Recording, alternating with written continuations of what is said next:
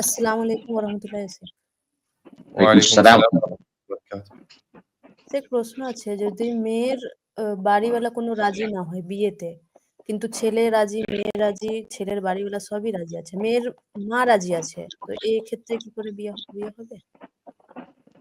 রাসূলুল্লাহ সাল্লাল্লাহু আলাইহি ওয়াসাল্লাম বলেছেন, লা নিকাহা ইল্লা বিওয়ালিয়্যিন ওয়া শাহিদাই আদলিন। কোন মেয়ের বিবাহ দুইজন সাক্ষী এবং ওয়ালি গার্জিয়ান অভিভাবক ছাড়া হয় না। অভিভাবক ছাড়া হয় না। হয়। সুতরাং কিন্তু ছেলের জন্য অভিভাবক লাগে না। ছেলের অভিভাবক রাজি থাকুক, সন্তুষ্ট থাকুক, অসন্তুষ্ট থাকুক, ছেলের জন্য কোনো অভিভাবক নেই বিবাহ ক্ষেত্রে। কিন্তু কোন মেয়ে বিনা অভিভাবকের অনুমতি ছাড়া বা তার সন্তুষ্টি ছাড়া সে বিবাহ করতে পারে না।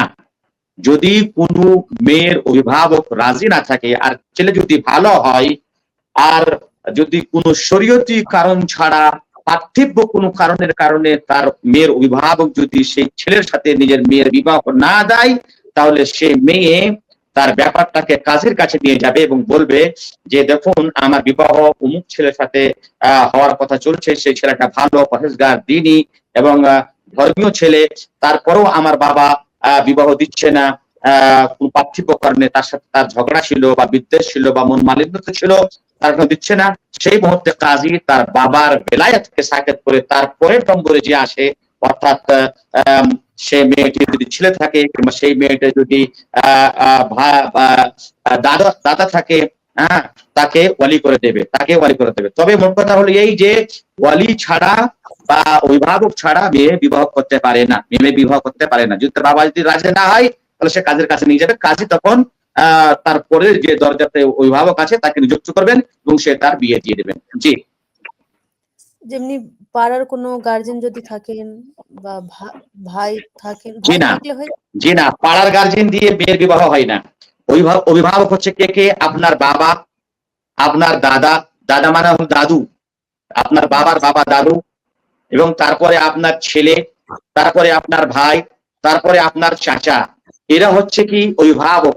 এরা যদি না থাকে, কেউ না থাকে, তাহলে যে মুসলিম শাসক থাকবেন, মুসলিম শাসকের যারা প্রতিনিধি থাকবেন, যেমন ধরুন কাজী, তারা আপনার অভিভাবক হতে পারেন। গ্রামের লোক কোন মেয়ের অভিভাবক হতে পারে না। তার বাবা, তার চাচা, তার দাদু, তার ভাই, তার চাচা থাকা সত্ত্বেও গ্রামের কোন লোক অভিভাবক হওয়া এটা শরীয়ত সম্মত নয়। জি। তো সে কাজী হতে পারেন?